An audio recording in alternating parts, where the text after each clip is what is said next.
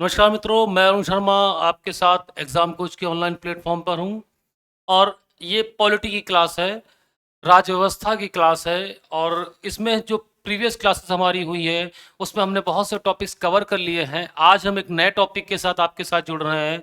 जो आज का हमारा टॉपिक है वो बहुत महत्वपूर्ण टॉपिक है।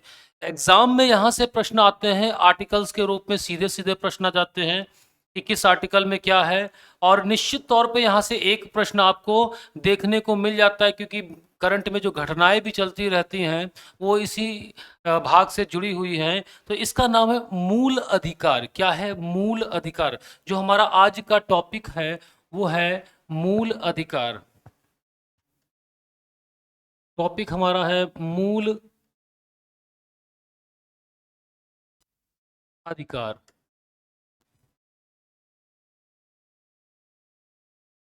मूल अधिकार या मौलिक अधिकार। मौलिक अधिकार, दोनों की बात एक ही है। तो सबसे पहले इसमें हम जानते हैं इसके संवैधानिक क्रम के बारे में, मतलब इसके इतिहास के बारे में।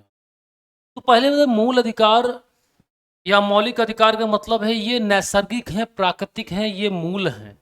इन्हें समाप्त नहीं कर सकते किसी भी तरीके से। मूल अधिकारों का आवश्यकता इसलिए किसी भी व्यक्ति के चहुमुखी विकास के लिए मूल अधिकारों की आवश्यकता होती है। तो यहाँ पर देखिए, भारतीय संविधान में मूल अधिकार कहाँ से आए? भारतीय संविधान में मूल अधिकार कहाँ से आया? तो अमेरिका। तो मूल अधिकार का स्रोत क्या है? मूल अधिकार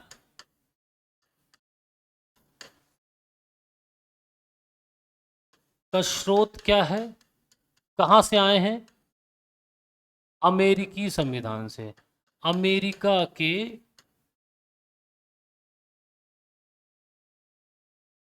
संविधान से। भारत के संविधान में कहाँ से आए हैं? अमेरिका के संविधान से मूल अधिकार भारतीय संविधान में आए हुए। एकदम बात क्लियर है। चलिए आगे देखिए। अब थोड़ा सा इसके इतिहास के बारे में जानते हैं। इतिहास के बारे में ये बात है कि कैसे मूल अधिकार धीरे धीरे आए।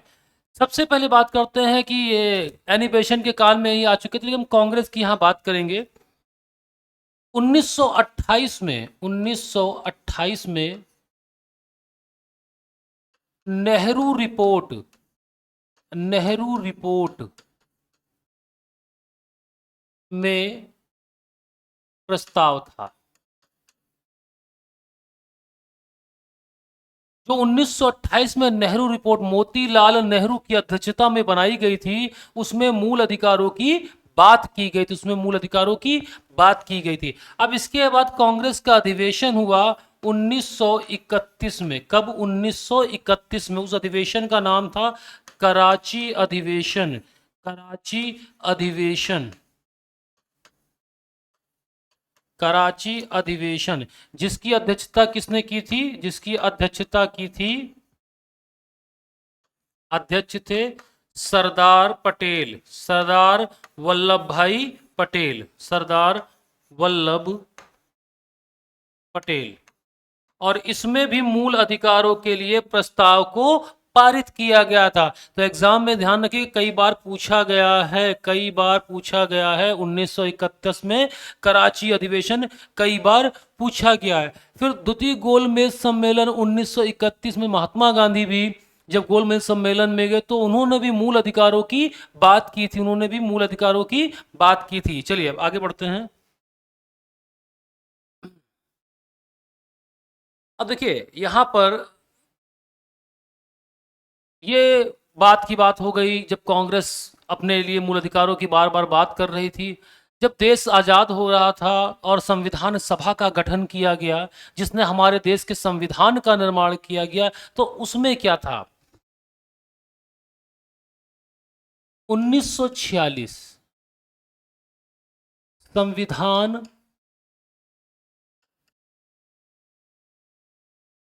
सभा में एक समिति बनी जिसका नाम था मूल अधिकार, मूल अधिकार एवं अल्पसंख्यक, मूल अधिकार एवं अल्पसंख्यक समिति, मूल अधिकार एवं अल्पसंख्यक समिति, जिसकी अध्यक्षता किसने की थी? सरदार वल्लभ भाई, सरदार वल्लभ पटेल। ये एग्जाम में बहुत बार पूछी गई है कि संविधान सभा की मूल अधिकार एवं अल्पसंख्यक समिति की अध्यक्षता किसके द्वारा की गई थी? तो उसकी अध्यक्षता सरदार वल्लभ भाई पटेल द्वारा की गई थी। किसके द्वारा की गई थी? सरदार वल्लभ भाई पटेल द्वारा की गई थी। अब देखिए, यह दो समितियों का मेल है, एक मूल अधिकार का, एक अल्पसंख्यक समिति का।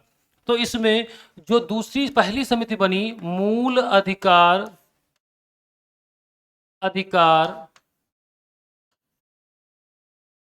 उप समिति, उप समिति, मूल अधिकार उप समिति, इसकी अध्यक्षता किसने की थी? इसकी अध्यक्षता की गई थी आपके जे बी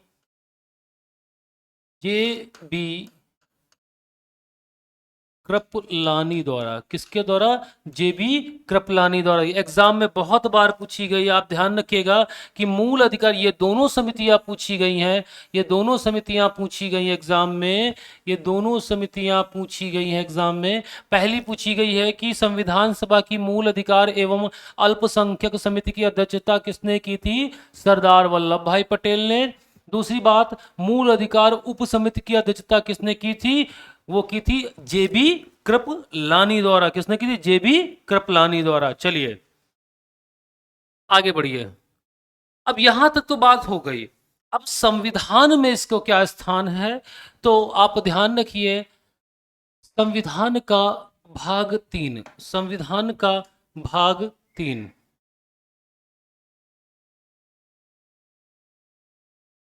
भाग 3 किससे संबंधित है? मूल अधिकार से। किससे? मूल अधिकार से। तो संविधान में भाग 3 में क्या है? मूल अधिकार है, फंडामेंटल राइट्स हैं या मौलिक अधिकार हैं। तो प्रश्न बार बार पूछा जाता है, तो आप इस चीज को ध्यान रखिएगा कि किस भाग में है। तो भाग 3 में है, भाग 3 में है। क्या है? मूल अधिकार है। तो जब संविधान बना तो हमारे पास कितने मूल अधिकार थे? हमारे पास कितने मूल अधिकार थे? मूल संविधान में, मूल संविधान में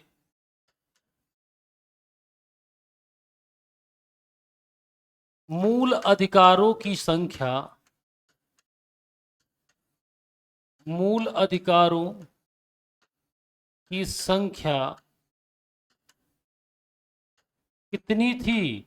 7 थी। कितनी थी? 7 थी। प्रश्न अगर आता है कि मूल संविधान में, मूल संविधान में कितनी संख्या थी मूल अधिकारों की? तो 7 थी। अब कितनी है वर्तमान में? तो हुआ क्या? हुआ ये कि 44वें संविधान संशोधन द्वारा, 44वें संविधान संशोधन द्वारा, 44वें संविधान संशोधन 1978 द्वारा संपत्ति के अधिकार को, अधिकार को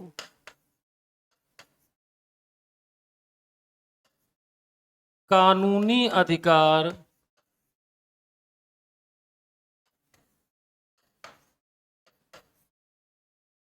बना दिया गया, बना दिया गया। और इसे कहाँ ले जाया गया? 300 अनुच्छेद, अनुच्छेद 300 का अनुच्छेद 300 का, कौन सा अनुच्छेद? अनुच्छेद 300 का बनाया गया। बात समझ में आई? तो यहाँ पर जो मूल अधिकार थे उसमें से 7 में से एक मूल अधिकार चला गया, तो वर्तमान में कितने मूल अधिकार हो गए हैं? वर्तमान में हमारे पास कितने अधिकार, मूल अधिकार हैं? 6 मूल अधिकार हैं। इतनी बात समझ में आई? चलिए, तो यहाँ पर भाग 3 में मूल अधिकार हैं। आर्टिकल्स देख लीजिए कहाँ से कहाँ तक है। आर्टिकल 12 से लेकर आर्टिकल 35 तक क्या है? मूल अधिकार है। तो भाग 3 में आर्टिकल 12 से लेकर मूल अधिकार कहाँ तक है? 35 तक है। और मूल संविधान में इनकी संख्या कितनी थी? 7 थी। 44वें संविधान संशोधन 1978 के द्वारा संपत्ति का जो मूल अधिकार हुआ करता था उसे हटाकर कानूनी अधिकार बनाकर 300 का में रखा गया। तो मूल अधिकारों की संख्या कितनी हो गई? मूल अधिकारों की संख्या 6 हो गई। तो मूल अधिकार हमारे पास कितने बचे हैं बताइए? तो मूल अधिकारों की संख्या कितनी है? 6 है। कितनी है? 6 है। तो कौन कौन से मूल अधिकार है पहले उन्हें जानते हैं, फिर एक तरफ से हम क्या करेंगे, आर्टिकल्स के साथ साथ इनको बढ़ते हुए चले जाएंगे। तो देखिए, पहला हमारा है समानता का अधिकार। क्या है? पहला है समानता का अधिकार। समानता का अधिकार, राइट टू इक्वलिटी। समानता का अधिकार सबसे पहला है हमारा, समानता का अधिकार। तो समानता का अधिकार जो है उसकी जो लिमिट है, उसका जो अनुच्छेदों का है वो कहाँ से कहाँ तक है बताइए? ये आपको मिलेगा अनुच्छेद 14 से लेकर अनुच्छेद 18 तक। तो कहाँ से एग्जाम में देखिए ये पूछा जाता है कि जैसे प्रश्न आएगा, निम्नलिखित में से समानता का अधिकार कहाँ से कहाँ तक है, कहाँ से कहाँ तक है? तो आप इस चीज को ध्यान रखिए, 14 से लेकर 18 तक है। 14 से लेकर 18 तक है। आगे देखिए, आगे क्या है हमारा? स्वतंत्रता का अधिकार। क्या है आगे? स्वतंत्रता का अधिकार है। कौन सा अधिकार है? स्वतंत्रता का अधिकार। स्वतंत्रता का अधिकार।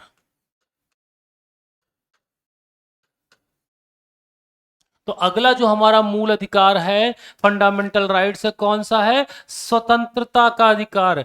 कहां से कहां तक है संविधान में? ये अनुच्छेद अनुच्छेद 19 से, अनुच्छेद 19 से, वो 18 तक था और ये कहां से? 19 से 22 तक है। अनुच्छेद 19 से अनुच्छेद 22 तक है। कहां तक है?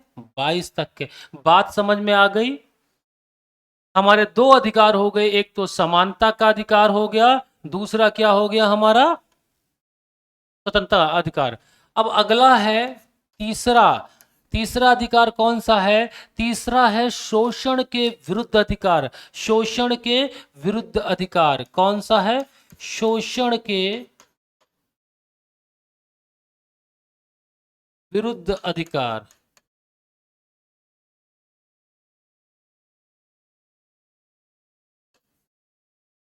ये कहां से कहां तक है? अनुच्छेद 23 से अनुच्छेद 24 तक। कहां से कहां तक? अनुच्छेद 23 से 24 तक। अब अगला क्या है? धार्मिक स्वतंत्रता का अधिकार। अगला है धार्मिक स्वतंत्रता का अधिकार। धार्मिक स्वतंत्रता का अधिकार कहां से कहां तक मिलेगा? देखिए 24 तक अनुच्छेद 25 से, ध्यान रखिए अनुच्छेद 25 से लेकर 28 तक, अनुच्छेद 25 से लेकर अनुच्छेद 28 तक आपको क्या मिलेगा? धार्मिक स्वतंत्रता का अधिकार। क्या मिलेगा? धार्मिक स्वतंत्रता का अधिकार। अगला देखिए, अगला है हमारा, अभी तक हमारे पास कितने? 4 हो चुके हैं, हमारे 2 अधिकार बाकी हैं। तो अगला है संस्कृति एवं शिक्षा का अधिकार। संस्कृति एवं शिक्षा का अधिकार। संस्कृति एवं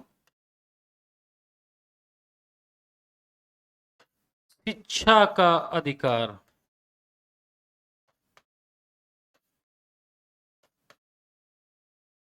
ये कहां से कहां तक मिलेगा? अनुच्छेद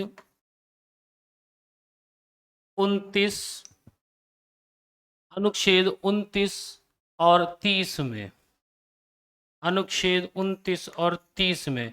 और अंतिम हमारा आता है संवैधानिक उपचार। कौन सा? संवैधानिक, संवैधानिक उपचार। जब संवैधानिक उपचार आएगा तो ये किस में मिलेगा बच्चा? अनुच्छेद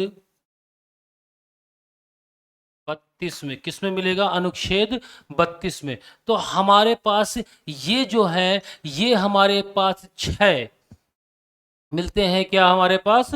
ये मिल जाते हैं हमें मूल अधिकार। और ये एग्जाम में बच्चा पूछे गए हैं, आप ध्यान रखिएगा प्रश्न कैसे आता है। प्रश्न पर ध्यान दीजिए।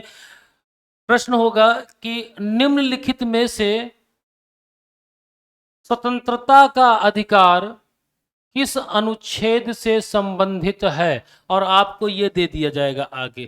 तो इस चीज को आप ध्यान रखिएगा, ठीक है। तो इस प्रकार से आपको यहां पर 6 मूल अधिकार मिल गए हैं। एग्जाम में आपके आते हैं प्रश्न, तो इन्हें आप बिल्कुल ध्यान रखिए। एग्जाम में प्रश्न ध्यान रखिए। चलिए अब आगे बढ़ते हैं। अब हम 12 से 35 की ओर चलते हैं। सबसे पहले बात है अनुच्छेद 12,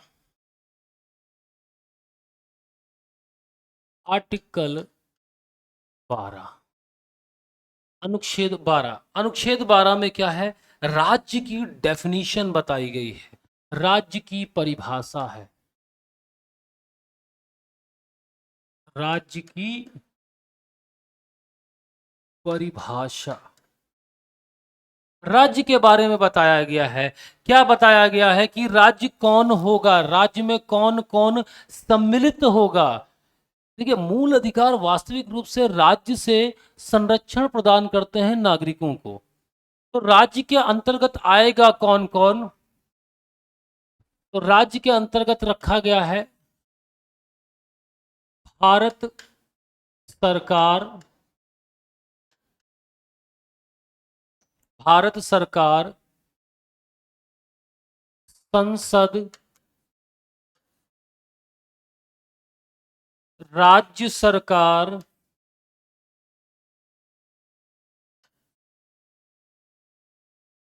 राज्य विधानमंडल,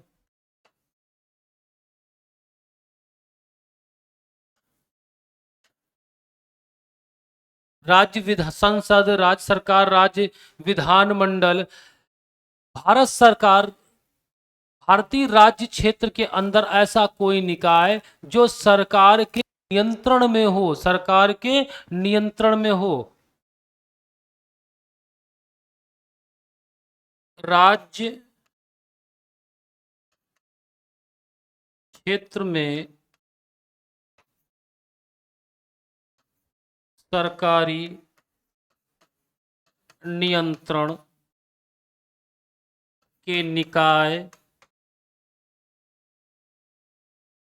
पदाधिकारी,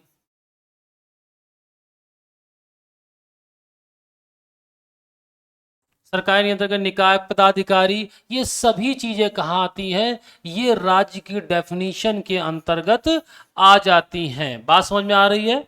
तो राज्य को आर्टिकल 12 में राज्य की डेफिनीशन बताई गई है। क्या बताई गई है? राज्य की डेफिनीशन बताई गई है। आर्टिकल 12 राज्य की डेफिनीशन से संबंधित है। समझ में आया? आगे चले, आगे बढ़ा जाए। चलिए आगे बढ़ते हैं। अब है अनुच्छेद 13। अनुच्छेद 13 कहता मूल अधिकारों के लिए जो सरकार है, जो विधायिका है, विधायिका विधियों का निर्माण करती है और मूल अधिकार राज्यों से नागरिकों के संरक्षण के लिए है। तो सरकार कभी ऐसा कोई कानून ना बना दे जो मूल अधिकारों का अल्पीकरण कर दे, उन्हें नुकसान पहुंचा दे या उनकी जो चीजें हैं उन्हें कम कर दे। तो इसके लिए आर्टिकल 13 रखा गया। आर्टिकल 13 रखा गया। क्या है? अनुच्छेद 13 क्या कहता है? देखिए, मूल अधिकार, मूल अधिकारों का, मूल अधिकारों का अल्पीकरण करने वाली, अल्पीकरण करने वाली या असंगत विधियां, असंगत विधियां समाप्त हो जाएंगी।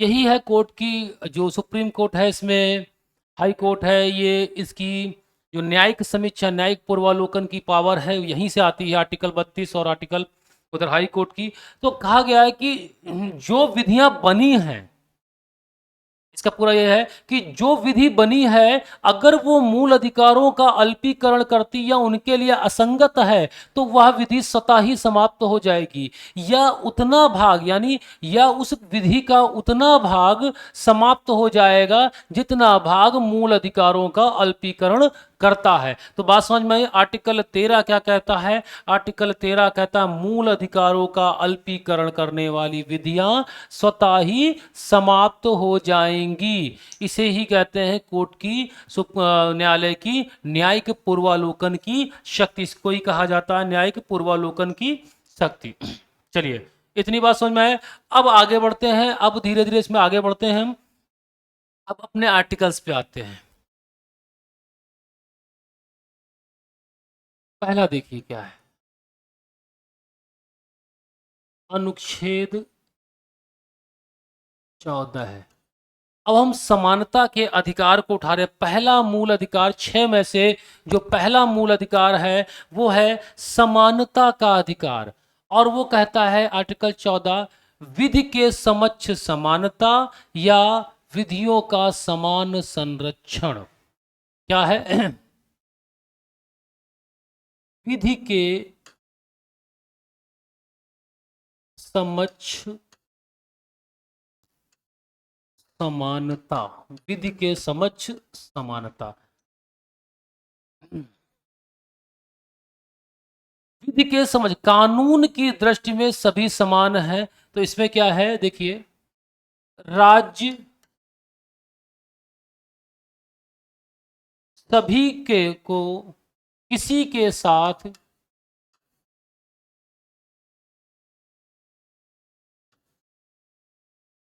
विधि के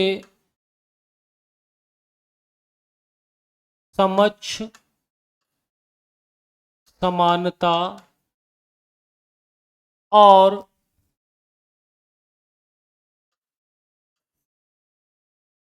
विधि के समान संरक्षण से वंचित नहीं कर सकता, नहीं कर सकता। बात समझ में आ रही है कि जो न्यायालय है, वो जो राज्य है, वो किसी के साथ ऐसा नहीं कर सकता कि वो विधि के समक्ष समान ना रहे या विधियों का समान संरक्षण प्राप्त ना हो। कहने का मतलब है कि विधि के दृष्टिकोण में सभी व्यक्ति समान हैं। यहाँ दो शब्द हैं, एक विधि के समक्ष समानता और विधियों का समान संरक्षण। यहाँ पे दोनों शब्दों का अलग अलग मतलब है, एक सकारात्मक है एक नकारात्मक है।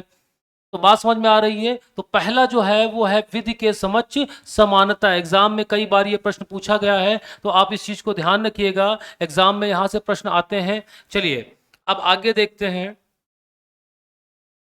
आगे है अनुच्छेद 15। अनुच्छेद 15 में क्या है कि धर्म, वंश, जाति, लिंग, जन्म स्थान के आधार पर राज्य भेदभाव नहीं कर सकता। क्या है?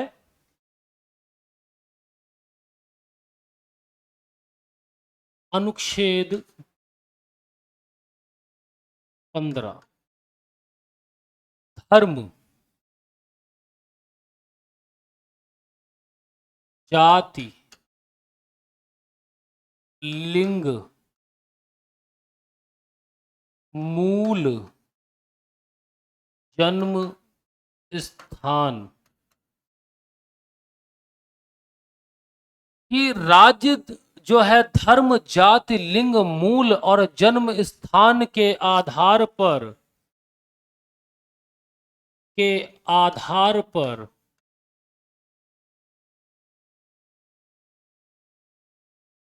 राज्य किसी व्यक्ति के साथ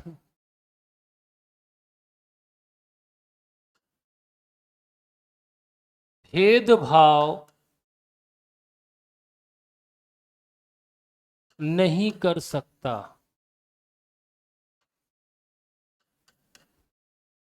बात समझ में आ रही है? तो आर्टिकल 15 अनुच्छेद 15 कहता है धर्म, जाति, लिंग और मूल, धर्म, जाति, लिंग, मूल और जन्म स्थान के आधार पर राज्यों को निर्देश दिया गया है कि आप इस आधार पर क्या कर सकते हैं, भेदभाव नहीं कर सकते। आप सबको समान रूप से ही मानेंगे। कोई व्यक्ति किसी भी जेंडर का हो, कहीं भी पैदा हुआ हो, किसी भी धर्म में अपनी आस्था रखता हो, आप किसी भी मूल का हो, उसके साथ आप भेदभाव नहीं करेंगे, सभी को समान दृष्टिकोण से आप देखेंगे। तो ये हमारा समानता के अधिकार का दूसरा मूल अधिकार है, जिसे कहा जाता है क्या? आर्टिकल 15। आर्टिकल 15। अब देखिए आर्टिकल 16, ये राज्यों को निर्देश दिए जा रहे हैं। तो आर्टिकल 16 क्या कहता है, देखिए अनुच्छेद 16। 16 क्या कहता है? लोक नियोजन के अवसरों में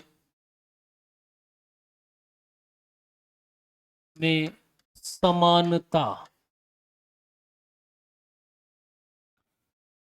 आर्टिकल 16 कहता है, एग्जाम में बहुत बार आया भी है, कि जो राज्य के अंतर्गत लोक नियोजन के अवसर उत्पन्न होंगे उनमें सभी के साथ में आप समानता का व्यवहार करेंगे, किसी के साथ किसी भी प्रकार का भेदभाव नहीं किया जा सकता। आप उसमें किसी भी प्रकार का भेदभाव नहीं करेंगे। आप इस बात को बिल्कुल क्लियर रखिए कि नहीं हो सकता। तो ये आर्टिकल 16 है, यह आर्टिकल 16। अब आगे देखिए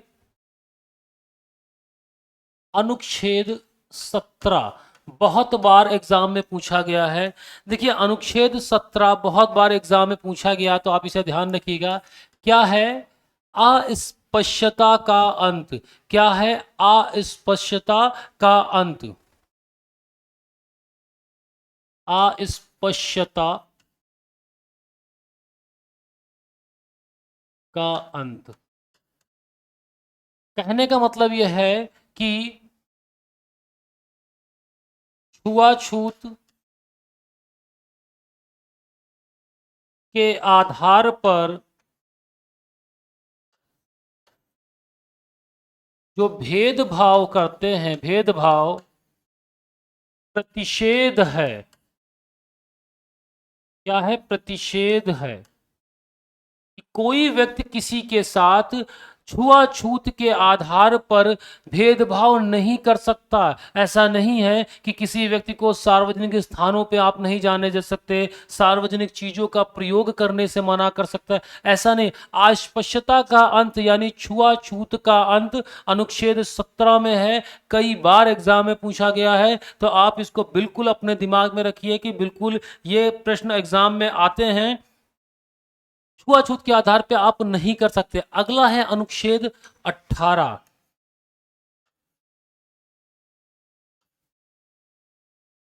अनुच्छेद 18 भी समानता के अधिकार के अंतर्गत आता है। क्या कहता है? उपाधियों का अंत, उपाधियों का अंत।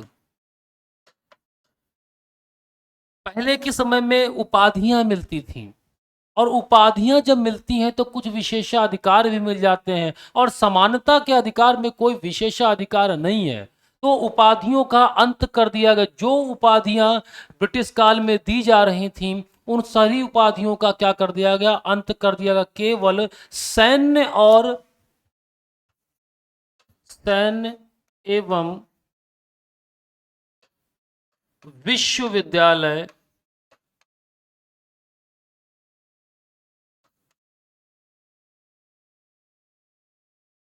द्वारा दी गई उपाधियों को छोड़कर।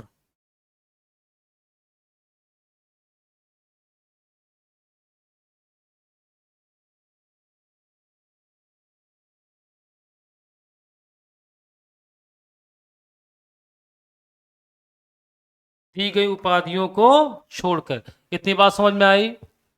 तो ये हमारा था समानता का अधिकार। क्या था?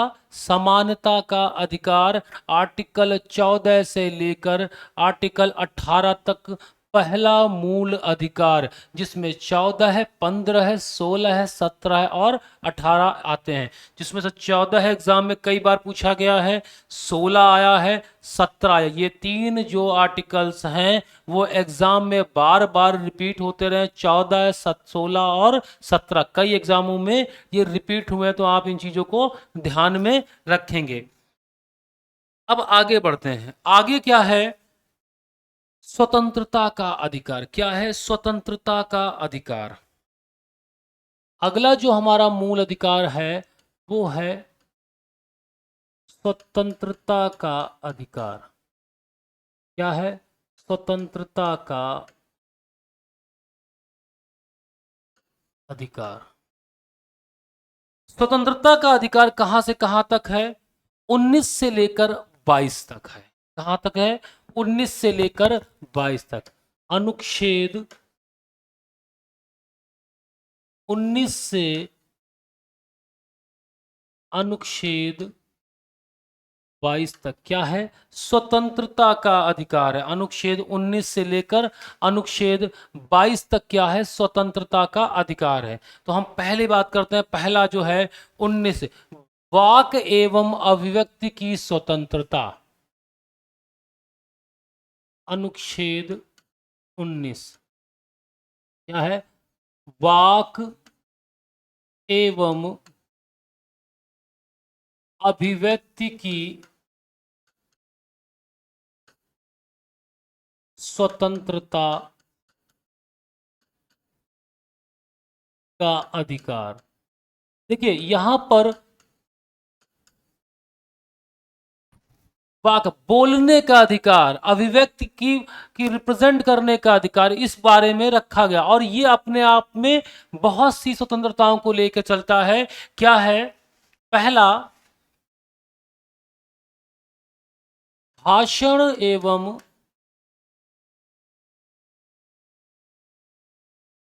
अभिव्यक्ति की स्वतंत्रता। भाषण एवं अभिव्यक्ति की स्वतंत्रता।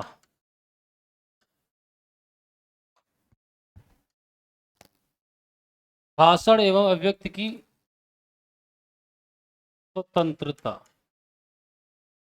ये इसी के अंतर्गत आता है कि आपको फ्रीडम ऑफ स्पीच, आपको बोलने का अधिकार है, अपने व्यक्तित्व को रखने का अधिकार है। ये इस बारे में आप स्वतंत्र हैं, इस बारे में आप स्वतंत्र हैं। अगला देखिए, शांतिपूर्ण शांतिपूर्ण सम्मेलन करने का अधिकार, सम्मेलन करने का अधिकार। बिना किसी अस्त्र शस्त्र के, बिना किसी अस्त्र शस्त्र के क्या कर सकते हैं आप? शांतिपूर्ण सम्मेलन कर सकते हैं, सभा का आयोजन कर सकते हैं। ये इसी के अंतर्गत अधिकार आता है। आगे देखिए, आगे है संघ बनाने का अधिकार, संघ बनाने का अधिकार। संघ बनाने का अधिकार कि आप संगठन, अपने संघ बना सकते हैं, अपने संगठनों को बना सकते हैं, इसका भी अधिकार दिया गया है कि आप स्वतंत्रता संघ बनाने का अधिकार, आप कोई संघ बना सकते हैं, कोई समिति बना सकते हैं, ये संगठन बना सकते हैं, तो इसका अधिकार भी आपको, इसके लिए भी आप स्वतंत्र हैं। अगला है भारतीय क्षेत्र में,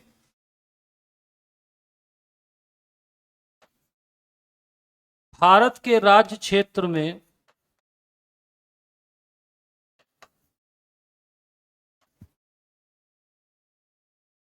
घूमने का अधिकार, घूमने मतलब विचरण करने का अधिकार।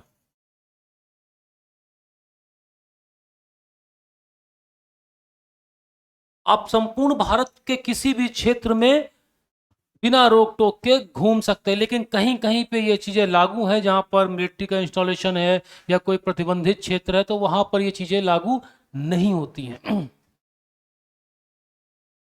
आगे है आपका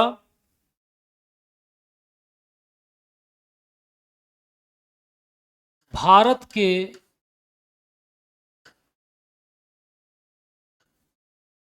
किसी भी क्षेत्र में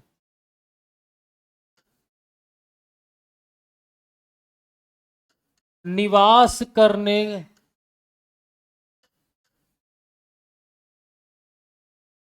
का अधिकार, कि आप स्वतंत्र हैं, भारत के किसी भी क्षेत्र में जाकर रहना चाहते हैं तो आप रह सकते हैं, वो आर्टिकल 19 के अंतर्गत ही आपको मिलता है। अगला है जीविका या व्यापार करने का अधिकार।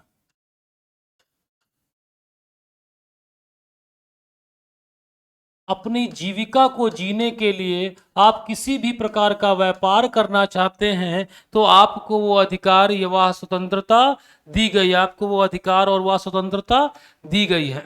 इतनी बात समझ में आए? ये था आर्टिकल 19, जो स्वतंत्रता का पहला मूल अधिकार है, वाक एवं अभिव्यक्ति की स्वतंत्रता के साथ साथ अन्य अधिकार। तो अन्य अधिकारों में आप संगठन बना सकते हैं, सम्मेलन कर सकते हैं, भारतीय क्षेत्र में घूम सकते हैं, निवास कर सकते हैं, रोजगार कर सकते हैं, वाक एवं बोल सकते हैं, शांतिपूर्ण सम्मेलन कर सकते हैं। तो ऐसे अधिकार आपके यहाँ पर दिए गए हैं। बात समझ में आई? चलिए फिर आगे बढ़ते हैं। अगला है अनुच्छेद 20।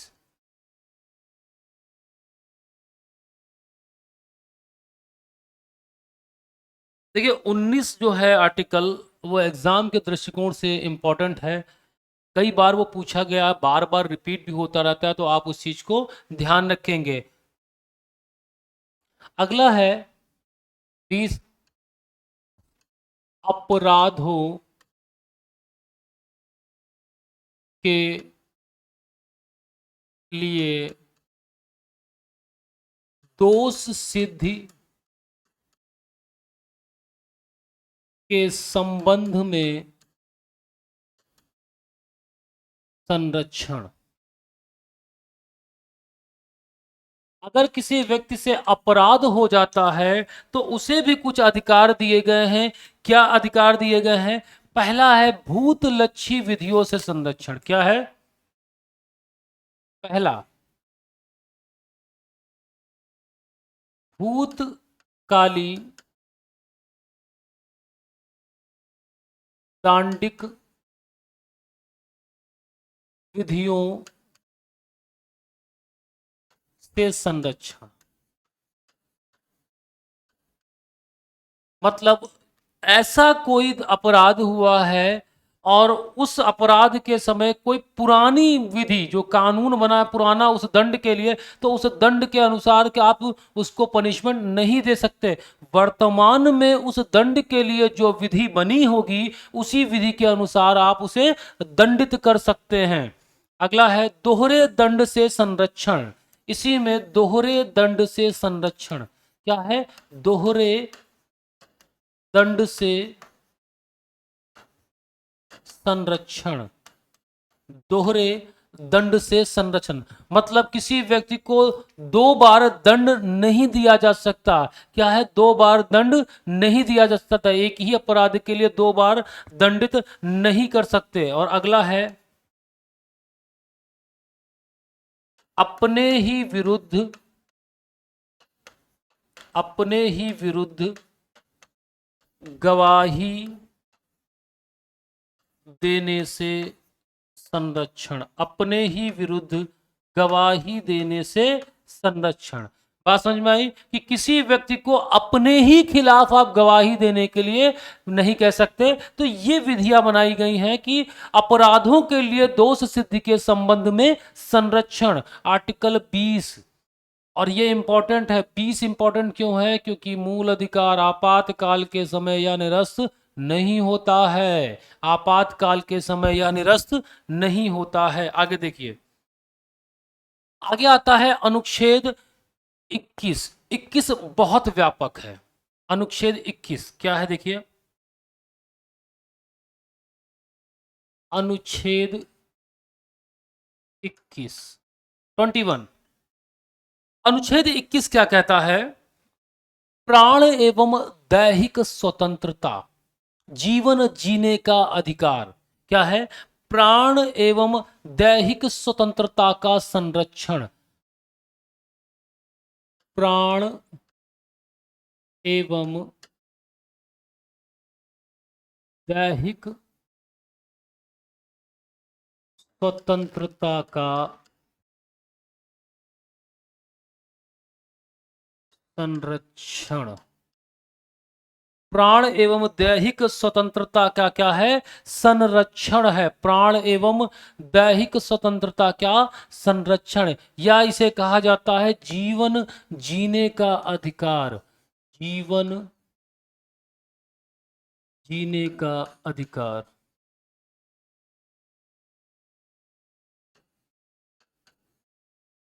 अब देखिए, माननीय न्यायालय इसमें क्या है, इसमें जगह संशोधित करता रहता है। तो सबसे पहले इसमें है क्या है? इसमें क्या है? किसी व्यक्ति को उसके जीवन जीने के अधिकार से केवल और केवल विधि द्वारा स्थापित प्रक्रिया से ही वंचित कर सकते हो।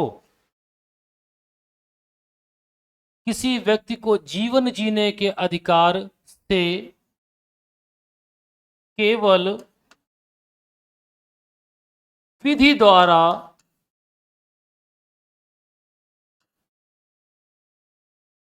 स्थापित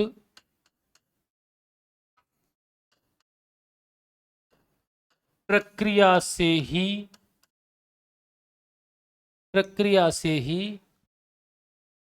वंचित किया जा सकता है, वंचित किया जा सकता है।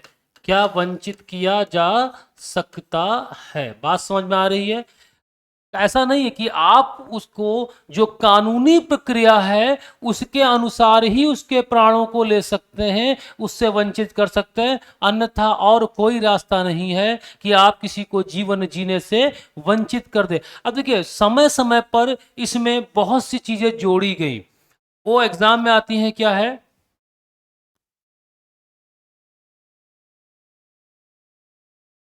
आजीविका का अधिकार, आजीविका का अधिकार, अपना जीवन जीविका चलाने के लिए जो अधिकार, वो भी इसमें आता है। आजीविका का अधिकार, भोजन का अधिकार, भोजन का अधिकार,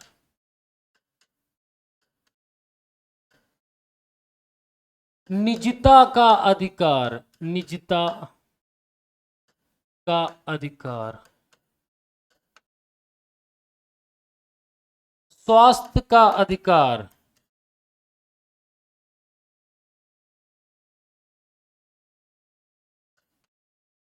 ये बहुत व्यापक है। न्यायपालिका समय समय पर इसमें चीजों को जोड़ती रहती है। शिक्षा का अधिकार, विदेश भ्रमण का अधिकार,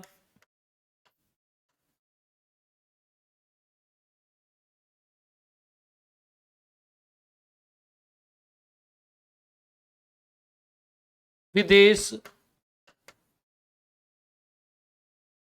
भ्रमण का अधिकार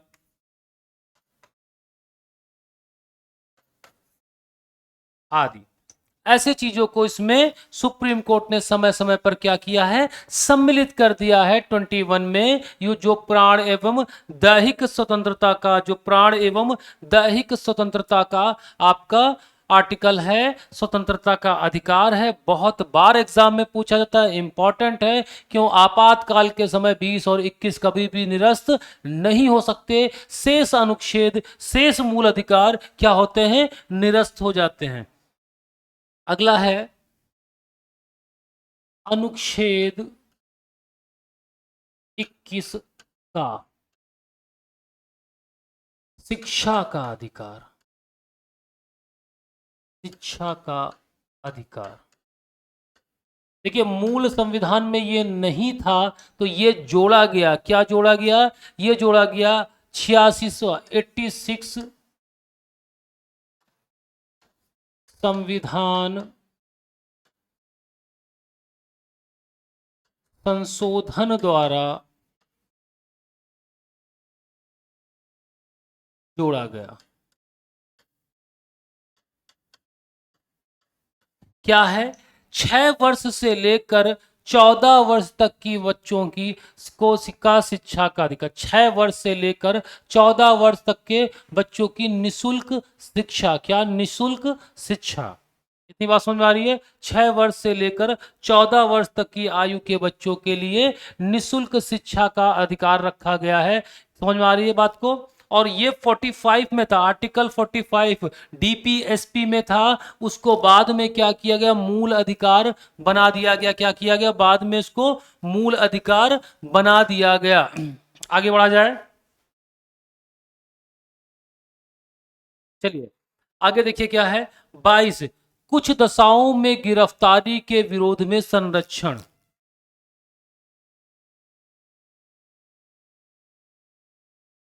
आर्टिकल 22, अनुच्छेद 22,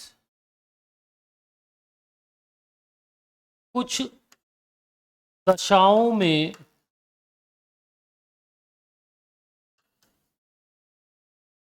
गिरफ्तारी, कुछ दशाओं में गिरफ्तारी से संरक्षण।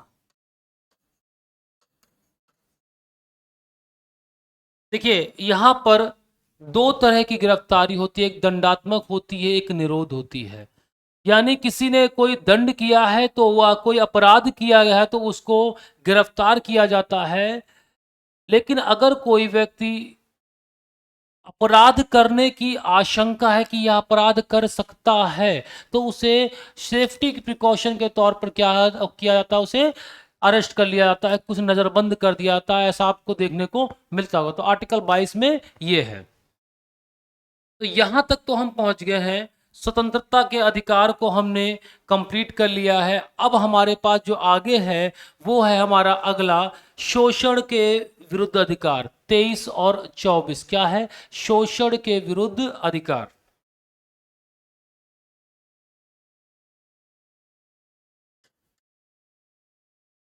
शोषण के विरुद्ध अधिकार, अनुच्छेद 23 और अनुच्छेद 24। देखिए यहाँ पे दो आर्टिकल हैं, एक अनुच्छेद 23 और एक 24। तो अगला क्या है, देखिए आर्टिकल 23।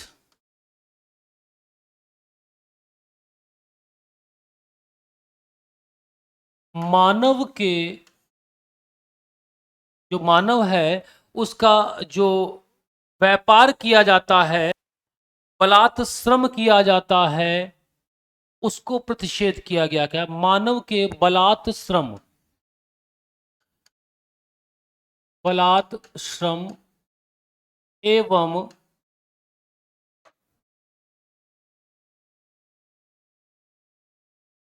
एवं दुर्व्यापार एवं दुर्व्यापार को प्रतिषेध किया गया, मना किया गया। मतलब शोषण, कोई व्यक्ति किसी से जबरदस्ती बलपूर्वक कोई कार्य नहीं करा सकता। जिसे पहले बंधुआ मजदूर बना लेते थे, जबरदस्ती कार्य करवाते थे, ऐसा नहीं है। और मानव की जो तस्करी होती, ह्यूमन ट्रैफिकिंग होती है, उन्हें खरीदा और बेचा जाता है, वो भी यहाँ पर प्रतिषेध किया गया है। कोई व्यक्ति किसी के साथ किसी भी प्रकार का किसी मानव को खरीद या बेच नहीं सकता, उसके साथ कोई जबरदस्ती किसी कार्य में नहीं लगा सकता। इन सब चीजों को आर्टिकल 23 के अंतर्गत प्रतिषेध किया गया है, मना किया गया है, ये अपराध है। फिर है 24, अनुच्छेद 24 क्या है?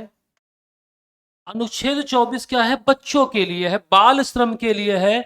कहा है कारखानों में 14 वर्ष से कम आयु के बच्चों को कार्य पे रखना मना किया गया है।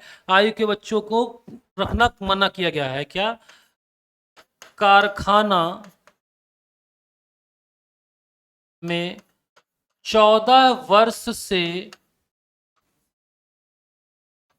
कम आयु के बच्चों का, 14 वर्ष से कम आयु के बच्चों का नियोजन प्रतिषेध है। नियोजन क्या है? प्रतिषेध है।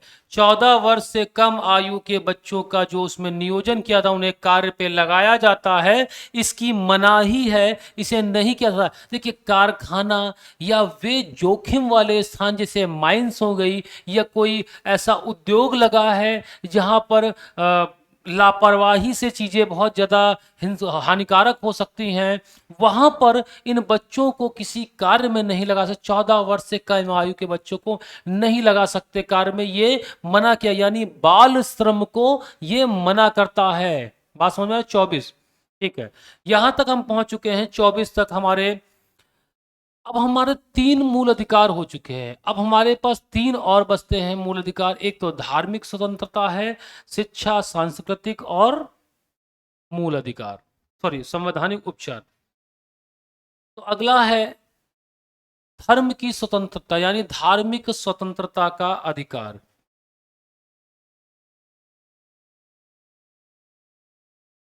धार्मिक स्वतंत्रता का अधिकार, अनुच्छेद कहां से कहां तक है? 25 से लेकर अनुच्छेद 28 तक। धार्मिक स्वतंत्रता आपको कहां से मिलेगी? 25 से लेकर 28 तक मिलेगी। तो आर्टिकल 25 क्या करता है? अंतःकरण और धर्म को अबाध रूप से मानने और प्रचार करने की स्वतंत्रता। अनुच्छेद 25 क्या कहता है? अंतःकरण और धर्म को अबाध रूप से मानने एवं प्रचार करने की स्वतंत्रता। प्रचार करने की स्वतंत्रता। किसी, देखिए, भारत एक धर्मनिरपेक्ष या पंथ निरपेक्ष राज्य है, वह किसी धर्म का प्रतिनिधित्व नहीं करता है। तो यहां पर आर्टिकल 25 क्या कह रहा है कि कोई व्यक्ति किसी धर्म को अपना सकता है, उसमें अपनी आस्था रख सकता है, उसका प्रचार प्रसार कर सकता है, इसके लिए वह क्या है, स्वतंत्र है। यानी आर्टिकल 25 धार्मिक स्वतंत्रता की बात करता है, धार्मिक स्वतंत्रता की बात करता है। अगला देखिए अनुच्छेद 26 क्या है, धार्मिक कार्यों की स्वतंत्रता। धार्मिक कार्यों की स्वतंत्रता, जो धर्म से रिलेटेड, धर्म से संबंधित कार्य हैं, प्रचार करना, प्रसार करना या पूजा पद्धति है, उन जुलूस निकालना, रैली निकालना, यात्राएं निकालना, इन सब के लिए जो धार्मिक कार्य हैं उनमें क्या किया गया है, उनमें उन्हें स्वतंत्रता प्रदान की गई है। क्या की गई है, स्वतंत्रता प्रदान की गई है। चलिए अगला देखिए 27, आर्टिकल 27।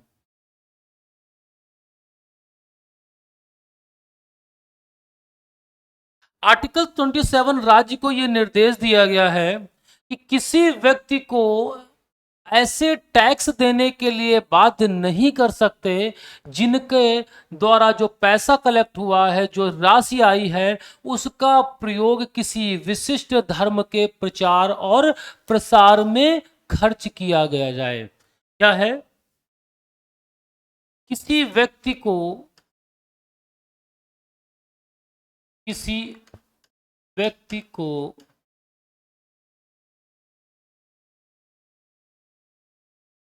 ऐसे करों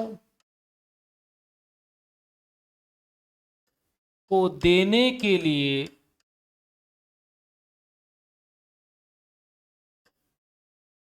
ऐसे करों को देने के लिए बाध्य नहीं किया जा सकता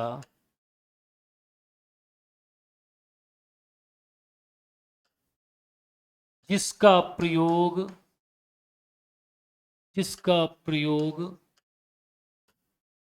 किसी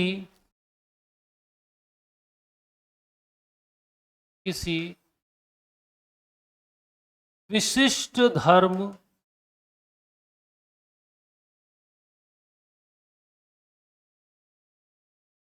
के प्रचार एवं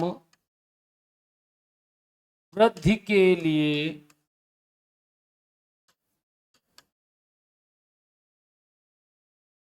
व्यय किया जाना हो।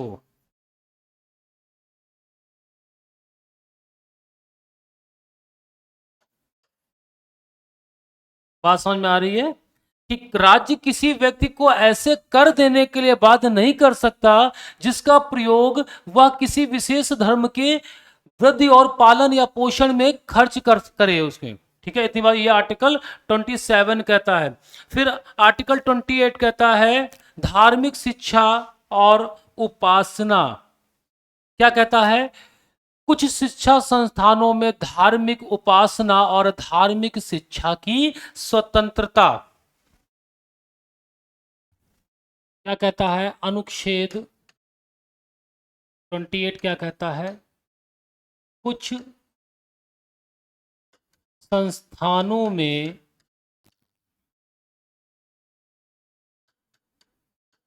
धार्मिक शिक्षा एवं उपासना, धार्मिक शिक्षा एवं उपासना में उपस्थित होने की स्वतंत्रता, में उपस्थित होने की स्वतंत्रता। तो आपका जो धार्मिक, हमारा जो धार्मिक स्वतंत्रता का मूल अधिकार है, धार्मिक स्वतंत्रता का मूल अधिकार है, वो यहाँ पर जाकर कंप्लीट हो जाता है। धार्मिक स्वतंत्रता का मूल अधिकार यहाँ पर कंप्लीट होता है। 25 बहुत बार एग्जाम में पूछा गया, 25 बहुत बार एग्जाम में पूछा गया है। अगला देखिए हमारा क्या है, सांस्कृतिक एवं शैक्षिक अधिकार। सांस्कृतिक एवं शैक्षिक अधिकार 29 और 30 में यहाँ पर संस्कृति और शिक्षा के बारे में बताया गया है, उनके अधिकार दिए गए हैं। क्या अधिकार दिए गए हैं देखिए,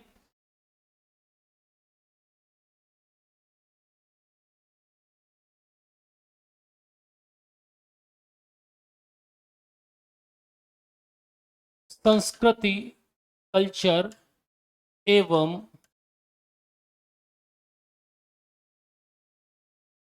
संस्कृति एवं शैक्षिक अधिकार।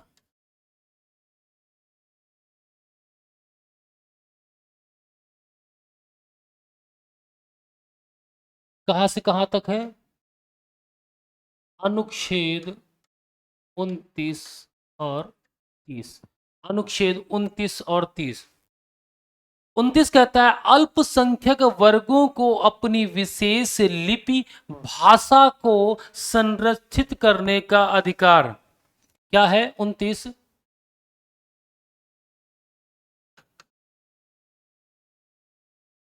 अल्पसंख्यक वर्गों को अपनी विशेष भाषा लिपि, क्या कहता है, अल्पसंख्यक वर्गों को अपनी भाषा लिपि या संस्कृति, भाषा हो गई, लिपि हो गई और संस्कृति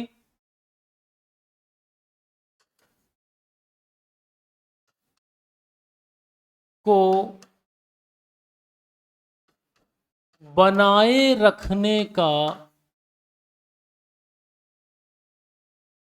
अधिकार। बनाए रखने का अधिकार क्या है, बनाए रखने का अधिकार। बात समझ में आ रही है। तो 29 क्या कहता है कि अल्पसंख्यक वर्ग जो हैं वो अपनी विशेष लिपि, अपनी विशेष भाषा आदि को क्या कर सकते हैं, संरक्षित कर सकते हैं, उन्हें बनाए रख सकते हैं। अगला है 30,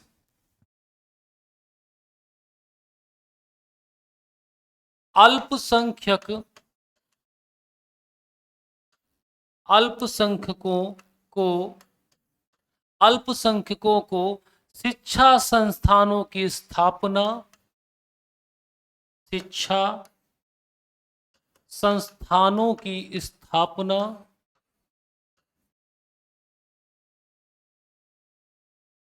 स्थापना एवं प्रशासन करने का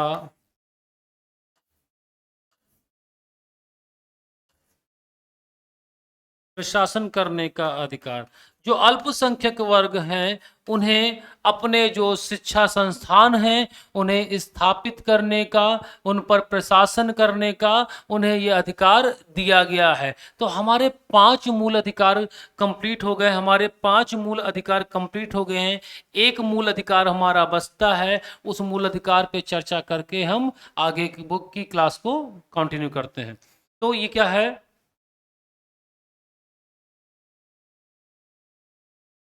आर्टिकल 32 क्या है, संवैधानिक उपचार। आर्टिकल 32 बहुत इंपॉर्टेंट है, क्या है, संवैधानिक उपचार, कॉन्स्टिट्यूशनल रेमेडीज। क्या है, मूल अधिकारों के प्रवर्तन के लिए, मूल अधिकारों के प्रवर्तन के लिए प्रत्याभूत मतलब गारंटी। 32 क्या करता है, मूल अधिकारों के प्रवर्तन के लिए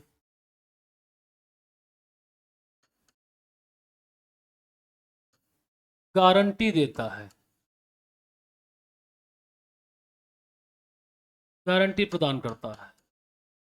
कैसे? मूल अधिकारों का प्रवर्तन कौन कराता है? उच्च न्यायालय, सॉरी उच्चतम न्यायालय और उच्च न्यायालय, ये दोनों। ये है अनुच्छेद 226 के अंतर्गत, अनुच्छेद 226, और ये है अनुच्छेद 32 के अंतर्गत। बात समझ में आ रही है? अनुच्छेद 32 के अंतर्गत क्या है? ये रिट जारी करते हैं। क्या जारी करते हैं? रिट जारी करते हैं। क्या जारी करते हैं? रिट जारी करते हैं। रिट जारी करते हैं। मूल अधिकारों के प्रवर्तन के लिए, उन्हें लागू कराने के लिए, मूल अधिकारों के प्रवर्तन के लिए उन्हें लागू कराने के लिए क्या करते हैं? ये रिट जारी करते हैं। कौन सी रिट जारी करते हैं? बंदी प्रत्यक्षीकरण, परमादेश, उत्प्रेषण और अधिकार प्रतीक्षा। ये 5 प्रकार की रिट, कितने प्रकार की writ?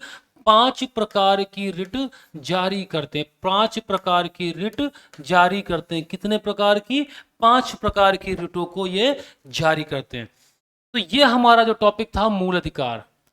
UP triple S C PT के एग्जाम में आपको सीधा सीधा प्रश्न, बिल्कुल सीधा सीधा प्रश्न यहाँ से आपको मिलेगा।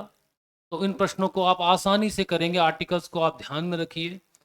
इंपॉर्टेंट आर्टिकल्स आपके करा दिए गए, उसमें भी आपको मूल अधिकार मिलेंगे। जो मूल अधिकार इंपॉर्टेंट है, हमें बार बार पूछे गए, बाकी आप यहाँ से कर सकते हैं। इस पूरे टॉपिक को कंप्लीट कर लीजिए।